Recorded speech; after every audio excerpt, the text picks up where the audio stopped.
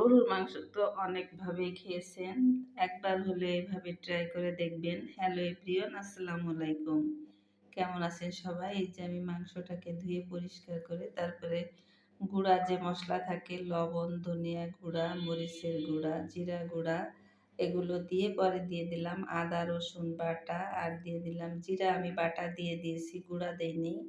তারপরে দিয়ে দিলাম সয়া সস আর দিয়ে দিচ্ছি এই যে টমেটো সস আর দিয়ে দিলাম এই যে ১ কাপ পরিমাণ পানি আর রেডি মিক্স যে গরুর মাংসের মসলা পাওয়া যায় আমি সেটা দিয়ে আজকে রান্নাটা করে ফেলবো। এই যে আমি সবকিছু কিন্তু একত্রে হাত দিয়ে মেখে তারপরে ১০ মিনিটের জন্য রেস্টে রেখে দিয়েছিলাম। আপনারা এভাবে মা মা ১০ মিনিট ২০ মিনিট রাখতে পারেন। আবার মাখিয়ে সাথে সাথেও রান্না করে নিতে পারেন। পরে আমি এই যে চুলায় চড়িয়ে দিয়েছি। যে দেখুন আমি কিন্তু আ পানি আস্তে, আস্তে ছেড়ে দিয়েছে। আমি কিন্তু নেড়ে চেড়ে দিচ্ছি। জাল উঠে এসেছে। ভাবলাম যে মসলা মনে হয় একটু কম, কম লাগছে। সেজন্য আরেকটু পরিমাণ মসলা দিয়ে দিলাম। আর ওখানে কিন্তু আমি পেঁয়াজ কুচি দিয়েছিলাম প্রায় ২ কাপের মতো। আর আম আহ এবার দেখুন এই যে মাংস থেকে কিন্তু পানি ছেড়ে দিয়েছে। মাংসটা এবার কিন্তু আস্তে, আস্তে জাল হবে আর মাংসটা কিন্তু এই পানিতেই অর্ধেকটা সিদ্ধ হয়ে যাবে। ঢাকনা দিয়ে ঢেকে, ঢেকে আমি কিন্তু একটু লবণও চেখে দেখছিলাম যে লবণটা আবার কম হলো কি বেশি হলো। আপনারা আবার মনে কিছু করবেন না। আর পরে এই যে আরেকটু দিয়ে দিলাম মরিচের গুঁড়া।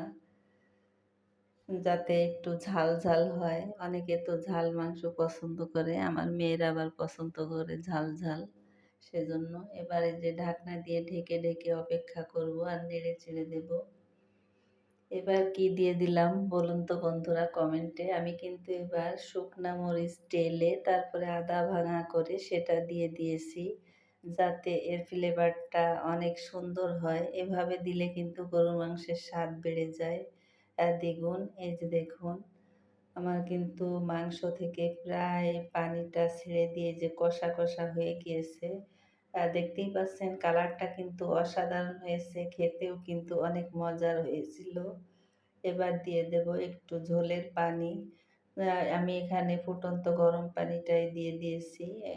আর মাংস রান্নার ক্ষেত্রে গরম পানি দিলে কিন্তু মাংসের স্বাদও বেড়ে যায়। কখনো ভুলেও ঠান্ডা পানি ব্যবহার করবেন না। এই যে দেখুন আমার মাংসের কালারটা। যদি ভিডিওটা ভালো লাগে তাহলে লাইক, কমেন্ট, শেয়ার দিয়ে সবাই পাশে থাকবেন। আমি এই প্ল্যাটফর্মে নতুন। সবাই আমার পাশে থাকবেন ইনশাআল্লাহ আমিও থাকার চেষ্টা করব। এই যে লাস্ট ফিনিশিং দেখুন বাটিতে উঠাচ্ছিলাম।